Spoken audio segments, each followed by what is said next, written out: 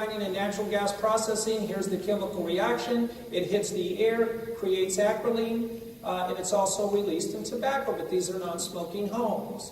Acrolein is toxic, a strong irritant for skin, eyes, nasal passages. Have we heard that? Causes hemorrhagic cystitis, which basically means blood in the urine, and it's also associated with an increase in lung cancer.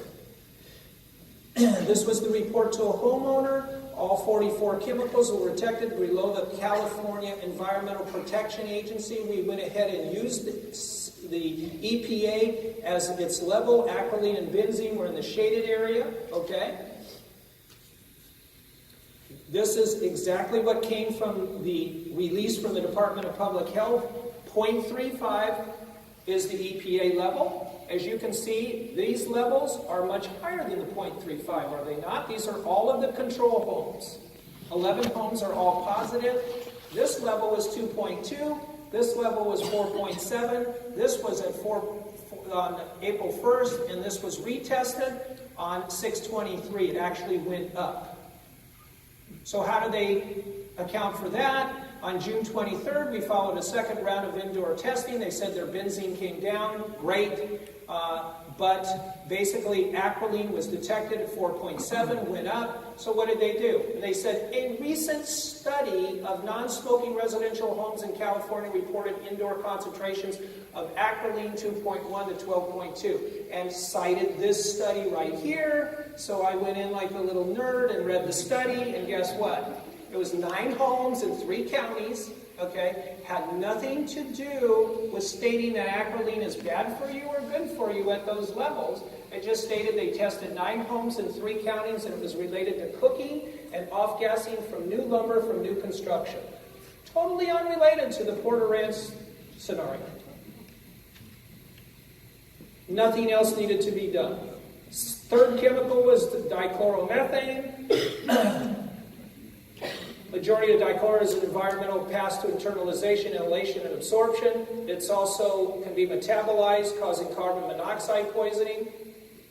Here's your symptoms: difficulty, concentration, dizziness, fatigue, nausea, headache, numbness, weakness, irritation of the upper airway tract and eyes, maybe carcinogenic, has been linked to cancer in laboratory animals, salivary gland carcinoma, people with pre-existing heart problems, abnormal heart rhythms, got a lot of palpitations out there with patients complaining of it.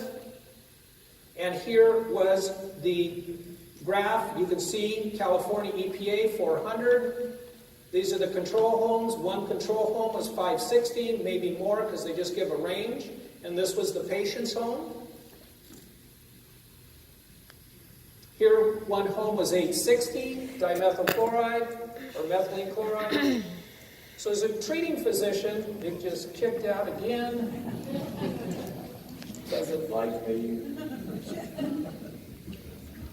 What is wrong? We almost went. Oh man, I am so sorry. I was going to mention they only checked 2 swimming pools. That Yeah. was it. Tell me about that.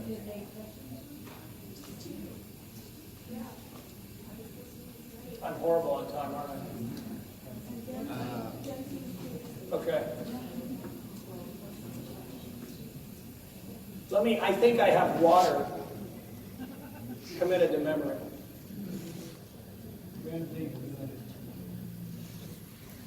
You do that. So water. So respectfully, patients had a significant amount of lithium in their hair. So I didn't pick up the water issue to pick up stones and throw it at anybody. What I did is I said, okay, well, where's it coming from? Got on the phone, I called everybody I knew. Got one researcher up in Seattle that did her thesis on it. She said, well, yeah, we did it because it was in rock. She said that she did a study in her thesis and it went all the way from Seattle all the way down to Mexico. And she says the further south they get, the higher it went. She says, what's your levels in your hair? And I said, this. And she goes, oh my, no. There's something else there. Talked to everyone I knew about the lithium in the hair. So I said, where do you think it's coming from? Is it coming from the air and contaminant? Nope. All the researcher says, absolutely not. It's being ingested. So I said, I'll look at the water. So we went in, we looked at the water. We got the sampling done. We used the lab that actually LADWP uses. And we went from Porter Ranch on down to Santa Monica. Oh, good. I'm just going to go right to it. I'm sorry I'm running behind. I definitely have to do that, though.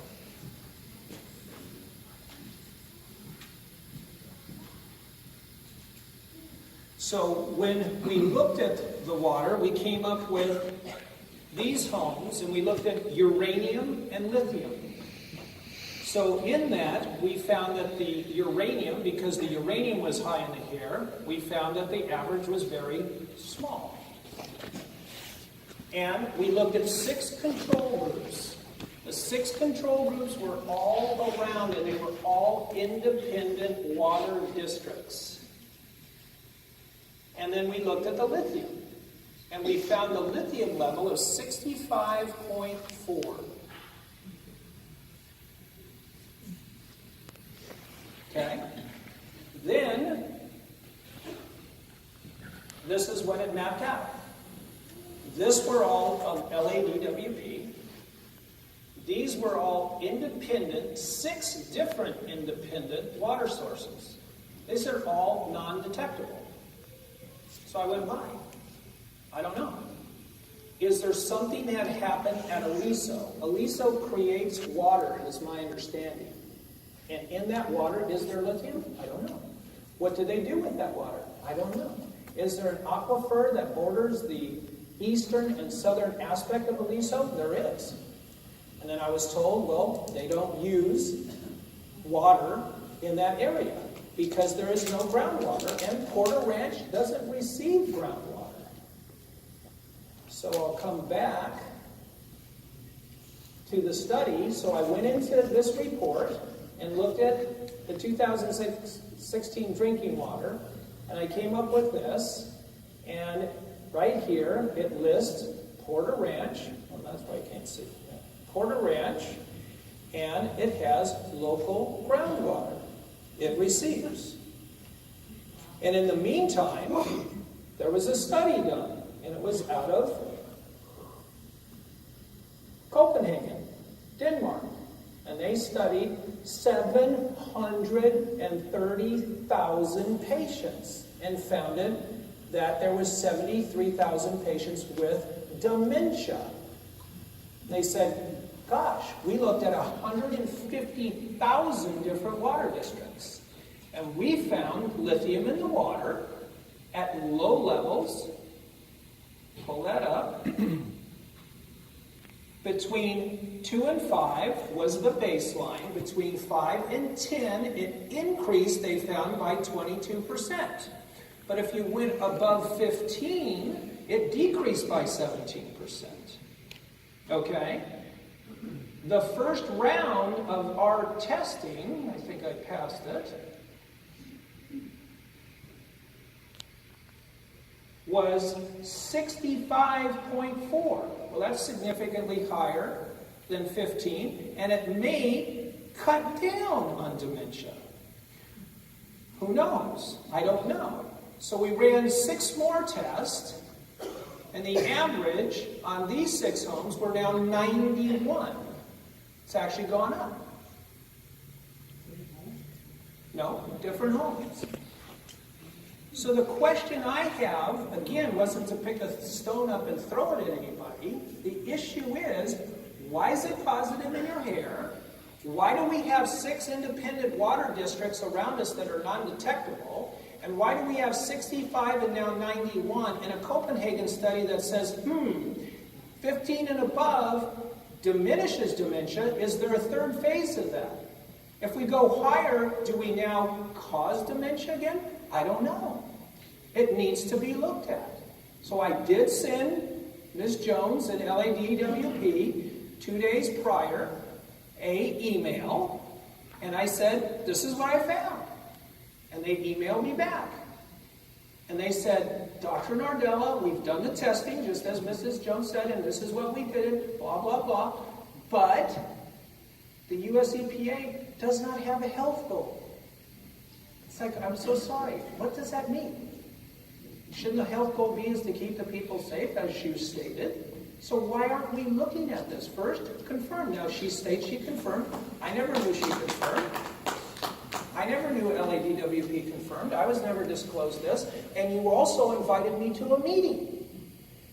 And when I said, oh, please, at that meeting, would you please bring the documents that you performed after the blowout so I can analyze those?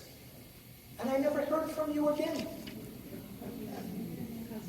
I apologize, and I don't want to put you on the spot, but that's what happened. So, if you would like to meet, I'm all for it. So, I just want to make one more point. And again, it's nothing to do but investigate. I just looked and I found. And I apologize, but you know what? I'm all about the people.